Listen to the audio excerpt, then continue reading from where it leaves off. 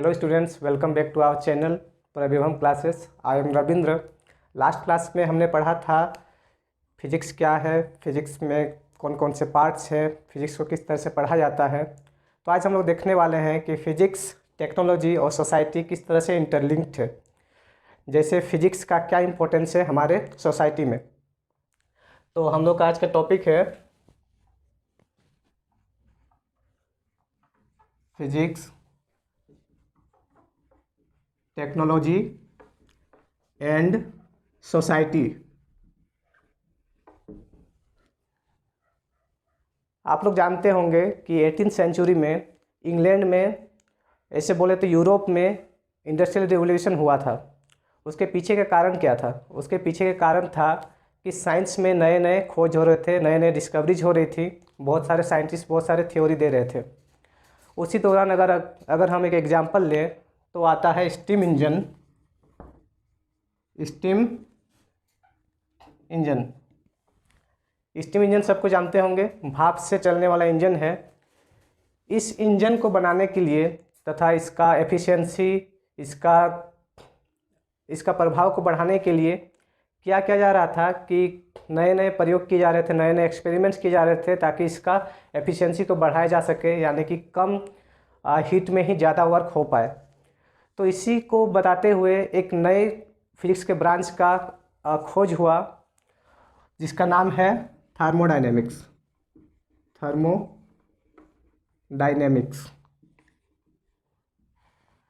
सो हम लोग देख पाए कि सोसाइटी का जो ज़रूरत था, सोसाइटी के ज़रूरत के अकॉर्डिंग जो हम लोग का साइंस है, जो फिजिक्स है, उसमें भी प्रोग्रेस हो रहा है, उसमें भी डेवलपमेंट हो रहा है।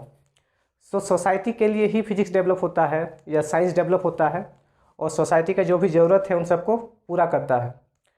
बट आज हम लोग जो कुछ देख पा रहे हैं हमारे आसपास, जैसे हम लोग फ़ोन से बहुत दूर के किसी व्यक्ति से बात कर पाते हैं, एक साथ में टीवी में एक ही चीज़ पूरी दुनिया में दिखाया जा सकता है, या फिर एक देश से दूसरे देश इजीली जा सकते हैं शिप के थ्रू या फिर एरोप्लेन के थ्रू। तो इन सब के चलने के पीछे का कारण क्या है, कौन से साइंटिस्ट इसके लिए रिस्पॉन्सिबल हैं और कौन कौन से थ्योरी इन सब में शामिल है, चलिए देखते हैं उन सबको। तो कुछ साइंटिस्ट के बारे में जानते हैं। सो सबसे पहला जो नाम आता है हम लोग का वो है आर्किमिडीज। आर्किमिडीज क्लास 9th में आपने पढ़ा होगा कि आर्किमिडीज जो थे उन्होंने प्रिंसिपल ऑफ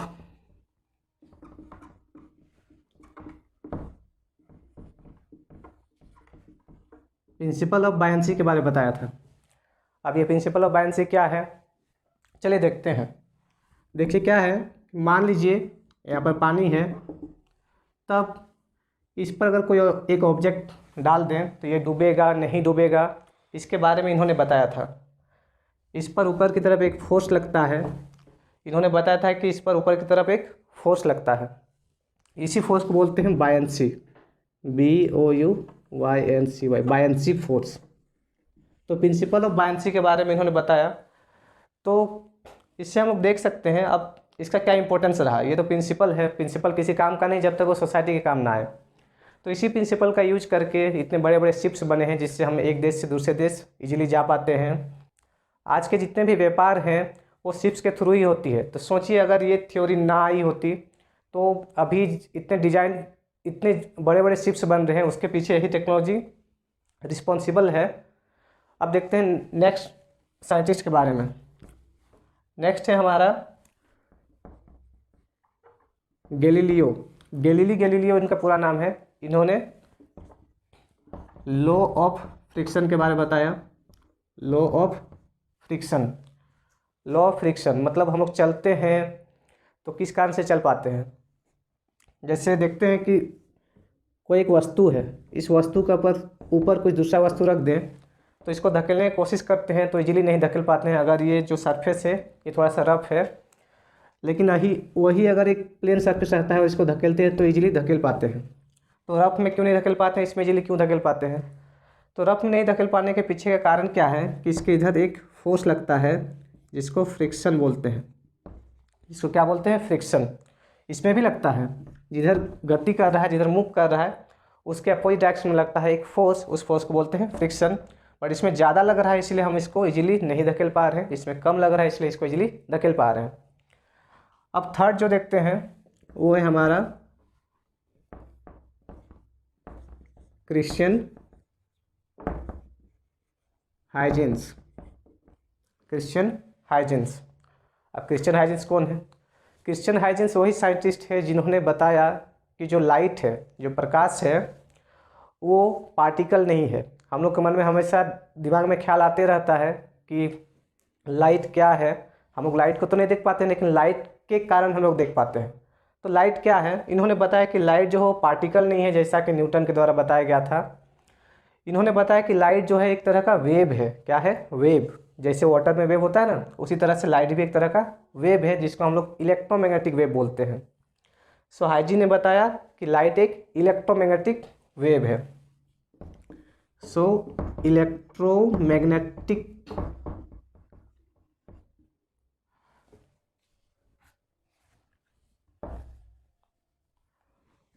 क्रिश्चियन हाइजीन ने बताया कि लाइट एक वेव है, तो इन्होंने वेव नेचर के बारे में बताया, wave nature of light.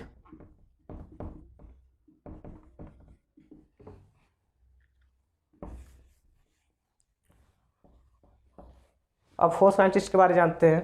Fourth scientist है हमारे आइजैक न्यूटन।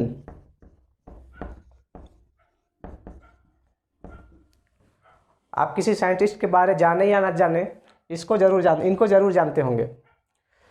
क्लास 9 में हम लोग पढ़ चुके हैं लॉज ऑफ मोशन, वो इन्हीं के द्वारा दिया गया था। यूनिवर्सल लॉ ऑफ ग्रेविटेशन इन्हीं के द्वारा दिया गया था।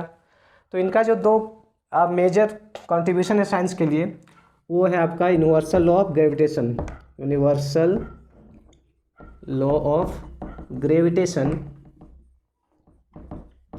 एंड सेकंड क्या है? Laws of motion. 3 laws of motion के बारे में जानते हैं हम लोग, क्लास 9 में पढ़ चुके हैं। इसका क्या सिग्निफिकेंस है?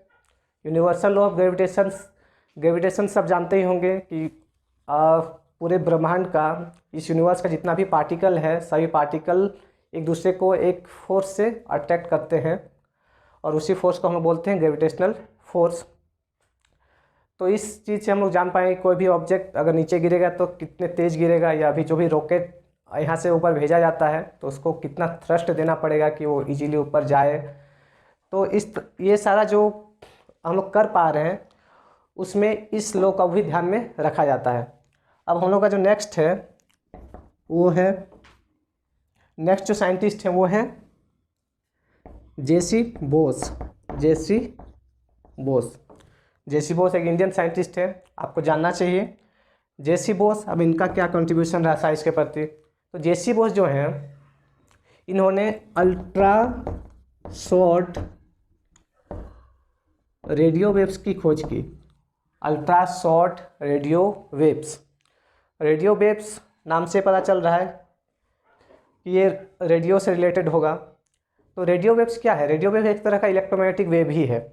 जैसे लाइट जो है, लाइट भी एक इलेक्ट्रोमैग्नेटिक वेव है, उसी तरह से रेडियो वेव भी एक इलेक्ट्रोमैग्नेटिक वेव है। अब इसका काम क्या है? ये अगर खोज कर दिए, अगर हमारे लिए कोई काम का नहीं है तो फिर इसको क्यों पढ़ें? तो रेडियो वेव्स जो है ना, रेडियो वेव्स के कारण ही हम लोग, जैसे अभी टीवी सब देख रहे होंगे तो कहीं एक जगह से वो ब्रॉडकास्ट किया जा रहा होगा, तो उस जगह से सब जगह कैसे पहुंच पा रहा है? तो रेडियो सिग्नल्स के थ्रू पहुंचता है। तो टीवी में, रेडियो में, इन सब में इन सिग्नल्स का यूज होता है। अगर ये सिग्नल्स या फिर रेडियो वेव्स का खोज नहीं किया हुआ रहता तो अभी शायद ये सारा चीज़ नहीं होता जो हम देख पा रहे हैं। सो इन्होंने अल्ट्रासाउंड रेडियो वेव्स के बारे में पता लगाया।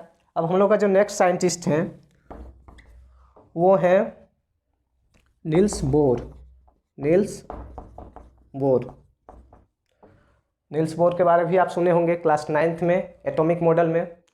तो इन्होंने हाइड्रोजन एटम को अच्छे से एक्सप्लेन किया कि हाइड्रोजन एटम कैसा है, उससे जो भी रेडिएशंस निकलते हैं, वो जो भी पैटर्न बनाते हैं वो वैसा पैटर्न क्यों बनाते हैं, तो उन सब के बारे में इन्होंने बताया।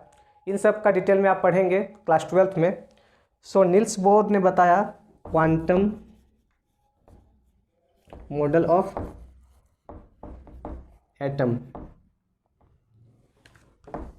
Quantum model of hydrogen atom.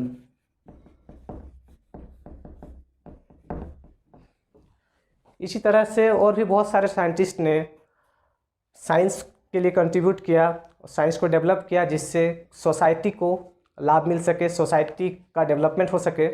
अभी भी बहुत सारी चीज़ों का डिस्कवरीज हो रही हैं और हमारा जो भी जीवन है, हमारा जो भी लाइफ है वो इजी होते जा रहा है। तो ये रहा हमारे साइंटिस्टों का कंट्रीब्यूशन। अब हम लोग आगे बढ़ते हैं नेक्स्ट टॉपिक की तरफ, जो है फंडामेंटल फोर्सेस ऑफ नेचर।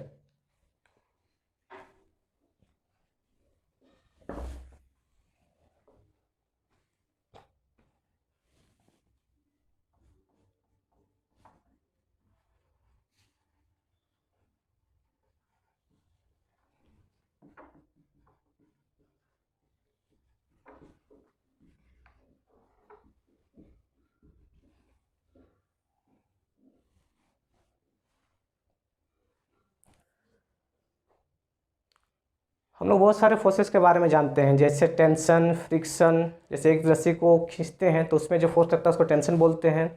उसी तरह से किसी एक ऑब्जेक्ट के रिलेटिव कोई दूसरा ऑब्जेक्ट मूव करता है तो उनके बीच में एक तरह का फोर्स लगता है जिसको फ्रिक्शन बोलते हैं। साथ में स्प्रिंग को खींचते हैं तो उसमें एक तरह का फोर्स लगता है तो उसको स्प्रिंग फोर्स बोलते हैं। तो इस तरह का बहुत सारे फोर्स होते हैं, बट कुछ ही फोर्स फंडामेंटल है, यानी कि अभी जिन फोर्सेस के बारे में मैंने बताया वो सारी फोर्सेस जो हैं वो कुछ फंडामेंटल फोर्सेस, कुछ बेसिक फोर्सेस के अंदर ही आती हैं।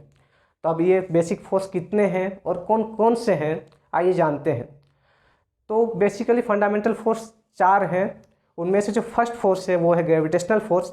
तो first fundamental force is gravitational force which is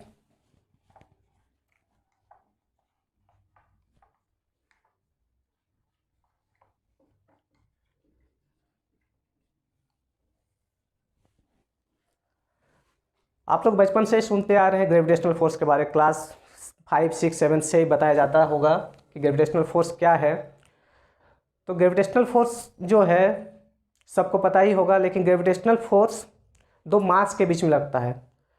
universe का कोई भी दो ऑब्जेक्ट एक दूसरे को अट्रैक्ट करता है एक फोर्स से, जिसको हम लोग बोलते हैं ग्रेविटेशनल फोर्स। सो डेफिनेशन लिख लेते हैं ग्रेविटेशनल फोर्स का।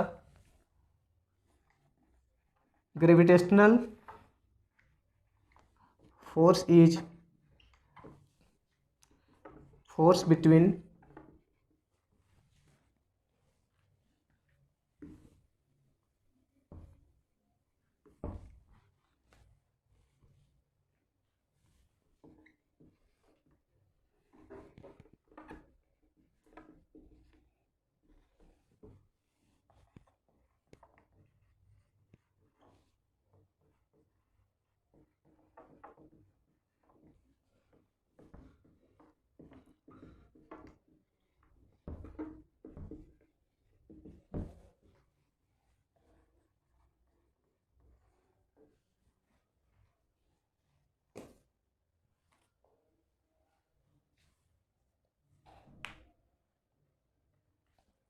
ग्रेविटेशनल फोर्स क्या है?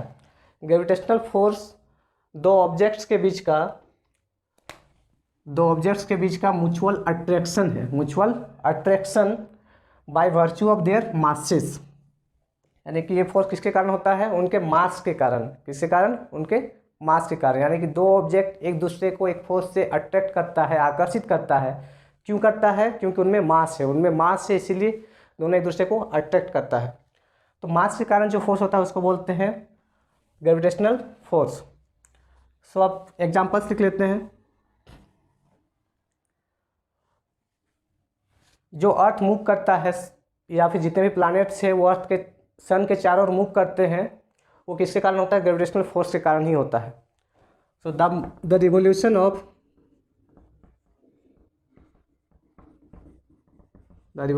planets around the sun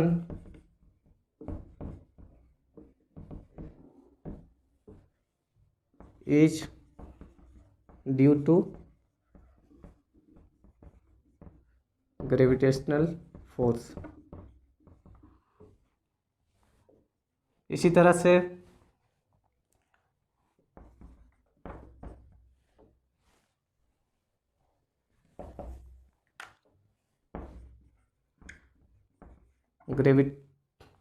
gravitation is responsible for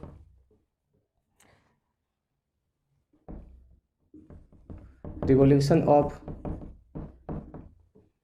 moon around the earth, gravity, earth किसी ऑब्जेक्ट पर जो फोर्स लगाता है उसको ग्रेविटी बोलते हैं। So gravity is responsible for falling of objects towards it, towards earth. So gravitational force हमने देख लिया। अब आगे बढ़ते हैं सेकेंड फंडामेंटल फोर्स की तरफ। सो सेकेंड फंडामेंटल फोर्स जो है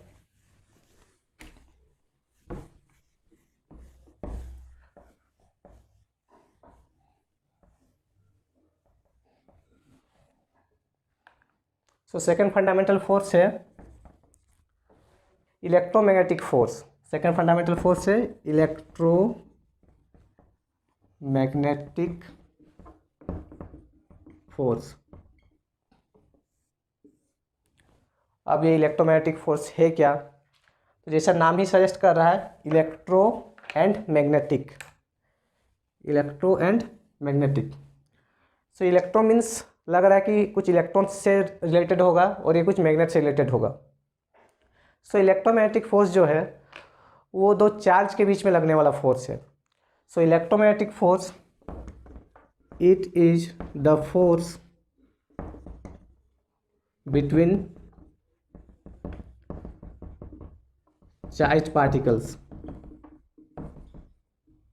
it is the force between charged particles. अब आपके मन में सवाल आ रहा होगा कि चार्ज पार्टिकल होते क्या हैं। आप सब जानते हैं कि मास क्या होता है। मास किसी भी ऑब्जेक्ट का बेसिक प्रॉपर्टी होता है। कोई भी मैटर में, कोई भी ऑब्जेक्ट में मास होता है, उसी तरह से किसी भी ऑब्जेक्ट में चार्ज हो सकता है। तो चार्ज भी किसी ऑब्जेक्ट का एक बेसिक प्रॉपर्टी है, जिसके कारण एक चार्ज दूसरे चार्ज पर फोर्स लगाता है। तो चार्ज को थोड़ा डिफाइन कर लेते हैं, देखते हैं कि चार्ज है क्या। Charge it is a basic property of matter by virtue of which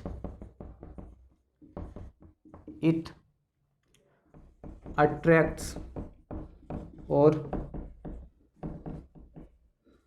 repels another charged particles.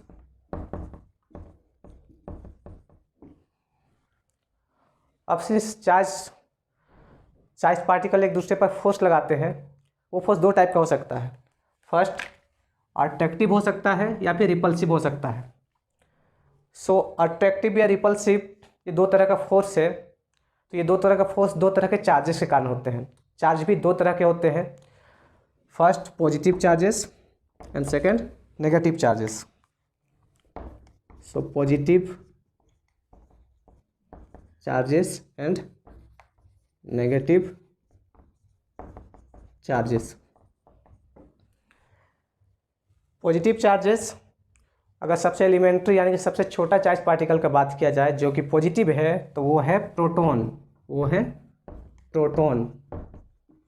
Proton सबसे छोटा चार्ज पार्टिकल है, जिसका चार्ज का जो वैल्यू होता है वो होता है 1.6 × 10⁻⁻19 कूलम।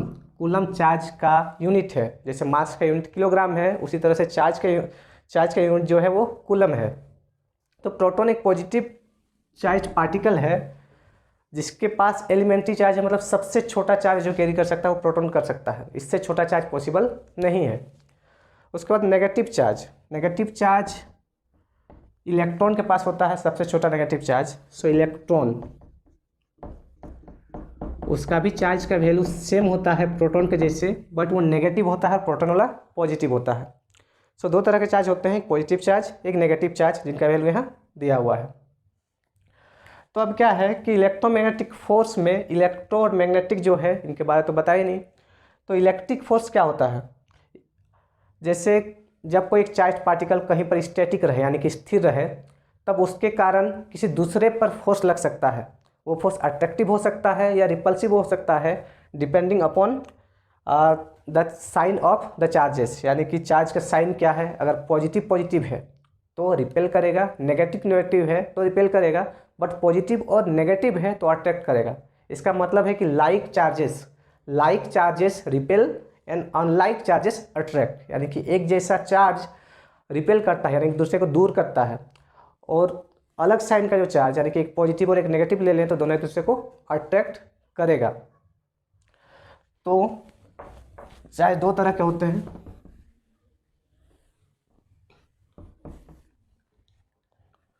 तो चार्ज दो तरह के फोर्स लगा सकते हैं। फर्स्ट, अट्रैक्ट कर सकते हैं। So unlike charges attract,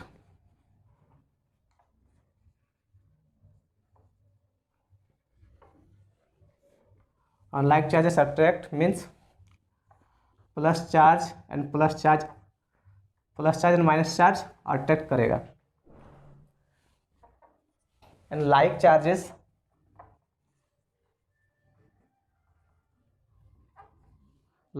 repel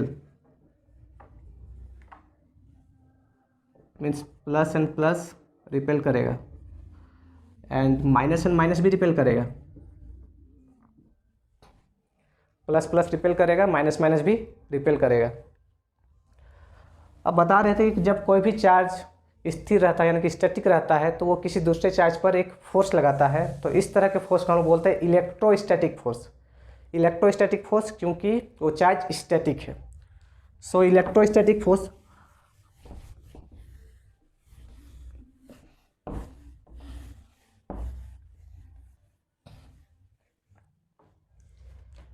जब कोई चार्ज स्टैटिक रहता है मीन्स स्थिर रहता है तो उसके कारण किसी दूसरे चार्ज पर फोर्स लगता है, जिसको हम बोलते हैं इलेक्ट्रोस्टैटिक फोर्स। और वहीं जब चार्ज मूव कर रहा हो तब उसके कारण किसी और चार्ज पर फोर्स लगता है तो उस फोर्स को बोलते हैं हम लोग मैग्नेटिक फोर्स। और इलेक्ट्रिक फोर्स और मैग्नेटिक फोर्स ऐसा नहीं कि जब वो मूव कर रहा है तब केवल वो मैग्नेटिक फोर्स ही लगाएगा, जब मूव कर रहा है तब भी उसके पास इलेक्ट्रिक फोर्स होता है। तो इलेक्ट्रिक फोर्स और मैग्नेटिक फोर्स को मिला के हम लोग बोलते हैं इलेक्ट्रोमैग्नेटिक फोर्स। वो तब होता है जब कोई भी चार्ज पार्टिकल मूव कर रहा हो। तो इलेक्ट्रोस्टैटिक फोर्स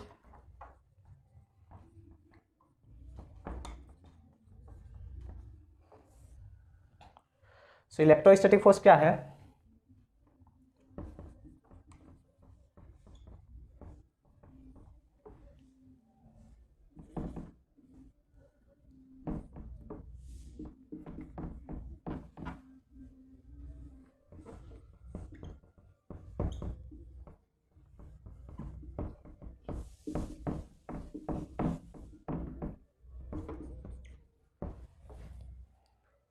अब मैग्नेटिक फोर्स को डिफाइन करते हैं।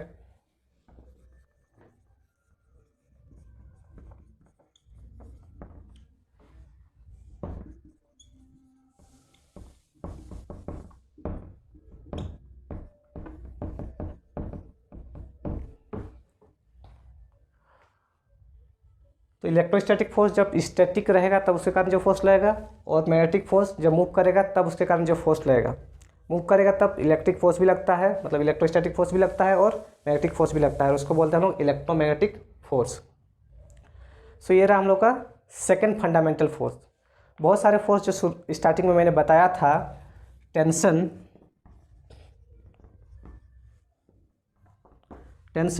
ये एक इलेक्ट्रोमैग्नेटिक फोर्स है। कैसे देखते हैं? जैसे मान लीजिए एक रस्सी है, थोड़ा बड़ा करके दिखा दिए हैं। अब क्या है, बहुत सारे पार्टिकल से मिलकर बने हुए हैं, छोटे छोटे एटम्स मॉलिक्यूल से मिलकर बने हुए हैं। सो क्या है कि ये सब मॉलिक्यूल्स या फिर एटम्स एक दूसरे को पकड़ के रखे हुए हैं, एक फोर्स से, जो कि इलेक्ट्रोस्टैटिक फोर्स है। इस फोर्स से पकड़ के रखे हुए हैं। अब जब इनको खींचते हैं तब क्या करता है, इसी इलेक्ट्रोस्टैटिक फोर्स के कारण ये फिर से वापस खींचने की कोशिश करता है एक दूसरे को, जिसके कारण वो रस्सी फिर से वापस आ जाता है, या फिर वो रस्सी टूटता नहीं है, क्योंकि ये सब एक दूसरे को पकड़े हुए हैं। तो उसमें एक तरह का टेंशन लगता है। किसी चीज़ को खींचते हैं तो उसमें टेंशन लगेगा ना, तनाव आता है। तो उसी तनाव को हम लोग इंग्लिश में टेंशन बोल रहे हैं। तो वो भी एक तरह का इलेक्ट्रोमैग्नेटिक फोर्स है, क्योंकि पार्टिकल्स एक दूसरे पर फोर्स लगा रहे हैं जब हम लोग खींच रहे हैं, तब इसी कारण से वो नहीं टूट रहा है। सेम केस सेम चीज़ स्प्रिंग के केस में भी होता है। सो टेंशन, स्प्रिंग फोर्स और फ्रिक्शन, ये सब इलेक्ट्रोमैग्नेटिक फोर्स है, ये सब इलेक्ट्रोमैग्नेटिक फोर्स है। सो अब बढ़ते हैं हम लोग थर्ड फंडामेंटल फोर्स की तरफ। जो थर्ड फंडामेंटल फोर्स है वो है strong nuclear force. Strong nuclear force, strong nuclear force, जैसा कि नाम से पता चल रहा है ये फोर्स न्यूक्लियस से रिलेटेड है। किससे रिलेटेड है? न्यूक्लियस से। आप सबको पता होगा कि न्यूक्लियस क्या होता है। हमने प्रीवियस क्लासेस में क्लास 9th या 10th में पढ़े होंगे कि एटम जो होता है उसके बीच में न्यूक्लियस होता है जो पॉजिटिवली चार्ज होता है और इलेक्ट्रॉन उसके चारों रिवॉल्व करते हैं। सो सेंटर में जो ये न्यूक्लियस होता है, इस न्यूक्लियस में प्रोटॉन्स होते हैं जो कि पॉजिटिवली चार्ज हैं, न्यूट्रॉन्स होते हैं, न्यूट्रॉन्स चार्जलेस है, और प्रोटॉन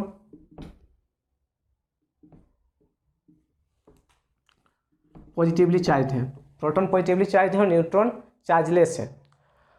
अब क्या है कि इतने पास पास में प्रोटॉन है और प्रोटॉन पॉजिटिवली चार्ज है, और अभी इससे पहले बताएं कि पॉजिटिव चार्ज, दो पॉजिटिव चार्ज एक दूसरे को रिपेल करेगा, यानी कि दो प्रोटॉन एक दूसरे को रिपेल करेगा।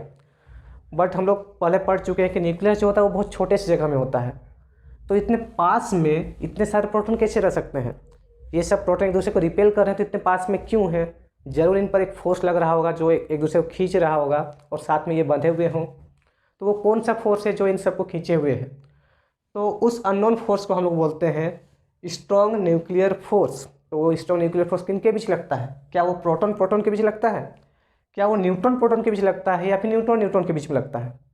सो वो फोर्स एक्चुअल में प्रोटॉन प्रोटॉन के बीच में भी लगता है, न्यूट्रॉन न्यूट्रॉन के बीच में भी लगता है, और प्रोटॉन न्यूट्रॉन के बीच में भी लगता है। तो यहाँ जो प्रोटॉन और न्यूट्रॉन है जो कि न्यूक्लियस के अंदर है, उनको बोलते हैं न्यूक्लियॉन। तो हम इस तरह से डिफाइन कर सकते हैं कि न्यूक्लियर फोर्स जो है वो न्यूक्लियॉन्स यानी कि प्रोटॉन और न्यूट्रॉन के बीच लगने वाले फोर्स है। तो क्या ये फोर्स इलेक्ट्रोस्टैटिक फोर्स या बोले इलेक्ट्रोमैग्नेटिक फोर्स से ज़्यादा स्ट्रॉन्ग होते हैं? तो इलेक्ट्रोमैग्नेटिक फोर्स जो है वो लाइक चार्जेस में रिपेल होता है, मतलब इलेक्ट्रोस्टैटिक फोर्स रिपेल करता है लाइक चार्जेस को, और यहाँ ये बंधे हुए हैं। इसका मतलब ये है कि जो ये स्ट्रॉन्ग न्यूक्लियर फोर्स है वो इलेक्ट्रोमैग्नेटिक फोर्स से ज़्यादा स्ट्रॉन्ग है। ये कैलकुलेट किया गया है कि जो स्ट्रॉन्ग न्यूक्लियर फोर्स है वो इलेक्ट्रोस्टैटिक फोर्स का 200 गुना है, यानी कि ये बहुत स्ट्रॉन्ग है। सो डिफाइन करते हैं हम लोग कि स्ट्रॉन्ग न्यूक्लियर फोर्स है क्या। तो स्ट्रॉन्ग न्यूक्लियर फोर्स जो है द फोर्स बिटवीन न्यूक्लियॉन्स यानी कि protons and neutrons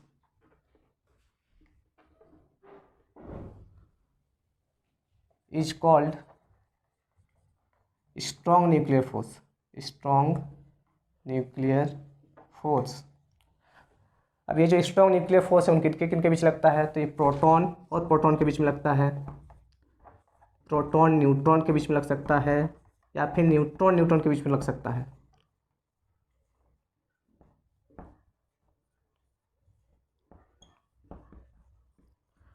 proton proton interaction, neutron neutron interaction and proton neutron interaction. अब ये जो फोर्स है वो अभी बताए कि इलेक्ट्रोमैग्नेटिक फोर्स से ज़्यादा स्ट्रॉन्ग है। So strong nuclear force is 20 times stronger than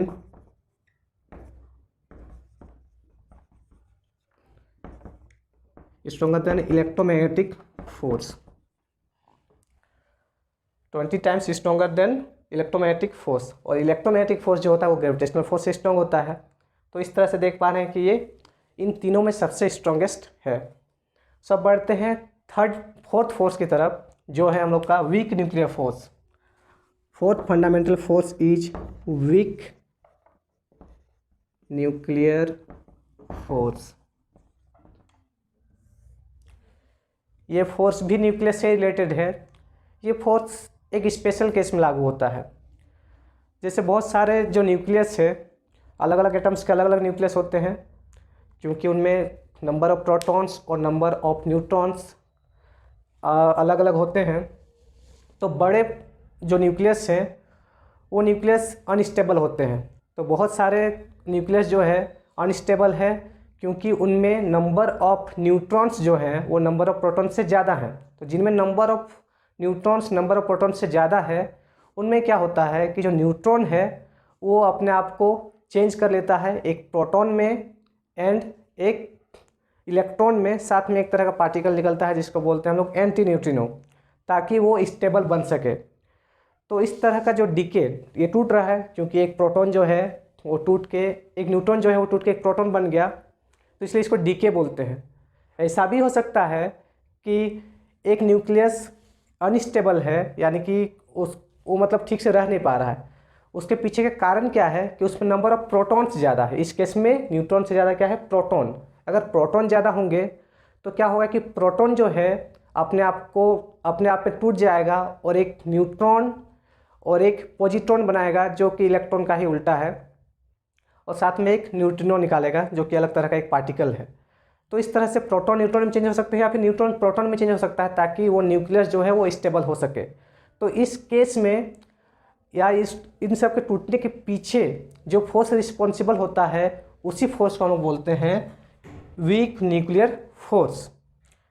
सो जो हम लोग दो तरह का डीके पढ़े, यानी कि जो न्यूक्लियस टूट रहा है, इन सब डीके को हम लोग बोलते हैं बीटा डीके। क्या बोलते हैं, बीटा डीके। चलिए देखते हैं कि क्या होता है। सो बीटा डीके दो तरह का होता है, beta minus decay, beta minus decay. इसमें क्या होता है, एक न्यूट्रॉन टूटकर एक प्रोटॉन बनाता है।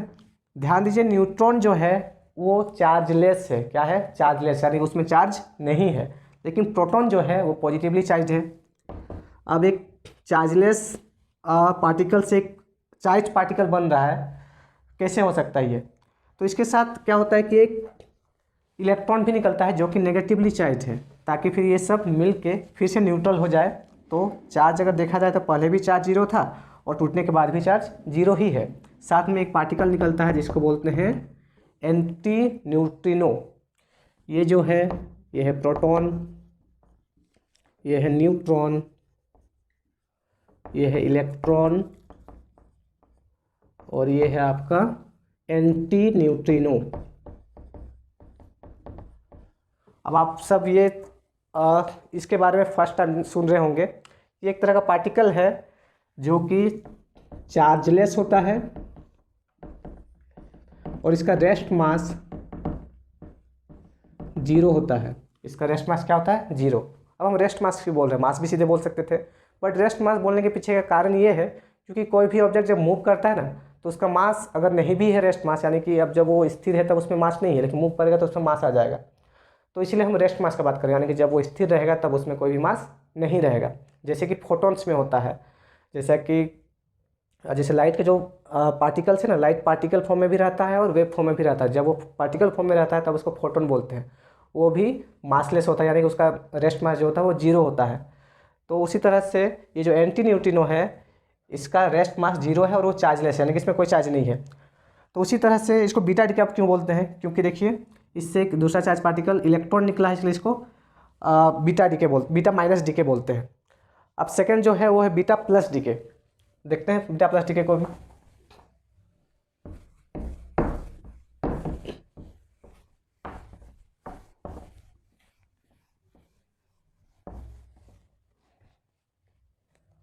तो सेकंड है beta plus decay, beta plus decay. अब इसमें क्या होता है, जब नंबर ऑफ प्रोटॉन्स जो है, जब नंबर ऑफ प्रोटॉन्स न्यूट्रॉन से ज़्यादा हो जाए किसी न्यूक्लियस में, तब वो न्यूक्लियस अनस्टेबल होता है।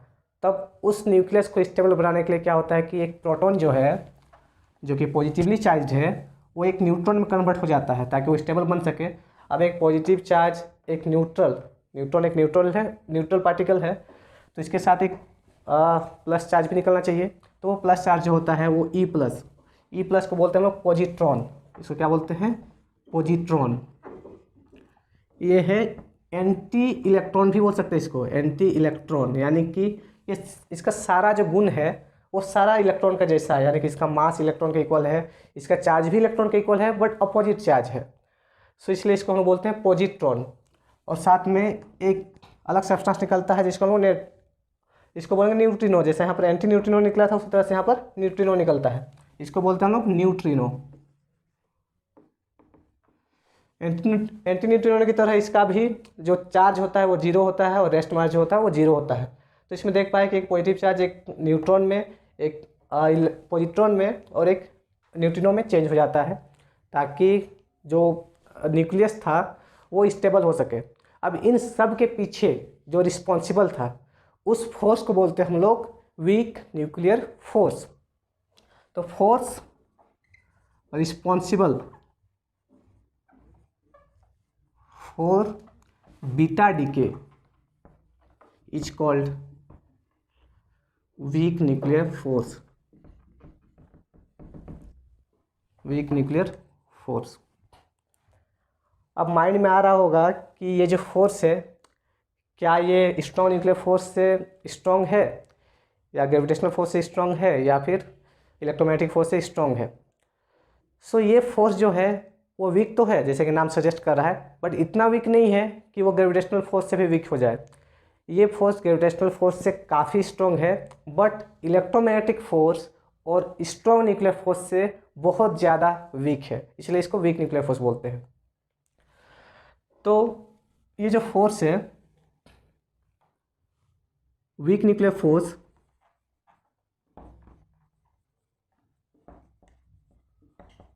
Is stronger than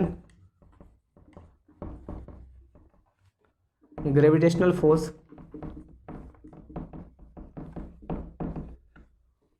but much weaker than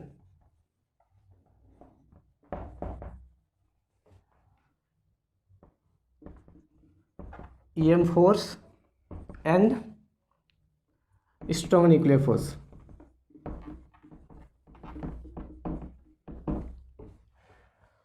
सो ये रहे 4 फंडामेंटल फोर्सेस। फर्स्ट था ग्रेविटेशनल फोर्स, सेकंड था इलेक्ट्रोमैग्नेटिक फोर्स, थर्ड जो था वो strong nuclear force, and fourth जो है वीक न्यूक्लियर फोर्स। अब इन सबको एक जगह देखते हैं कि सबसे ज़्यादा स्ट्रॉन्गेस्ट कौन है, सबसे वीकेस्ट कौन है।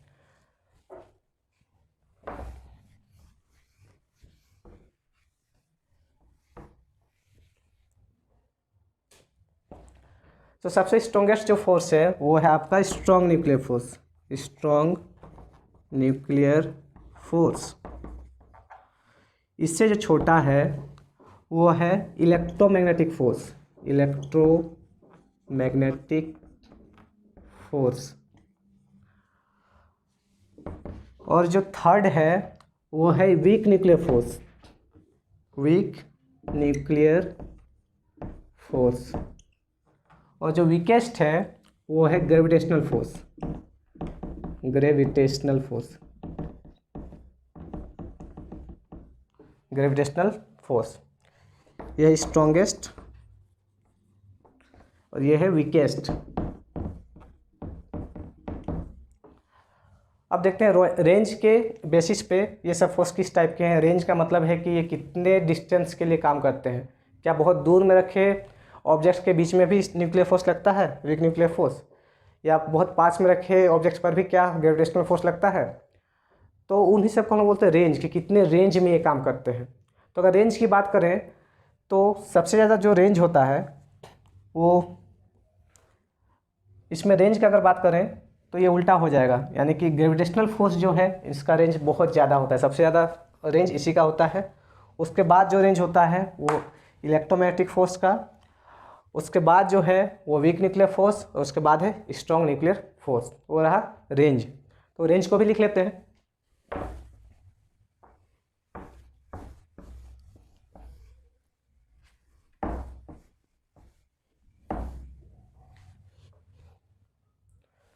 Show range of fundamental forces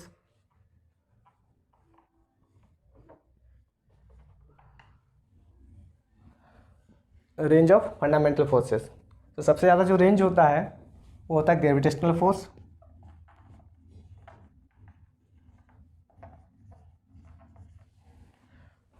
इससे कम होता है इलेक्ट्रोमैग्नेटिक फोर्स, इससे कम होता है strong nuclear force,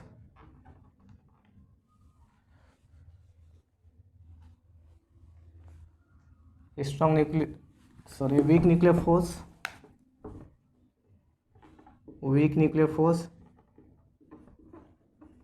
and strong nuclear force.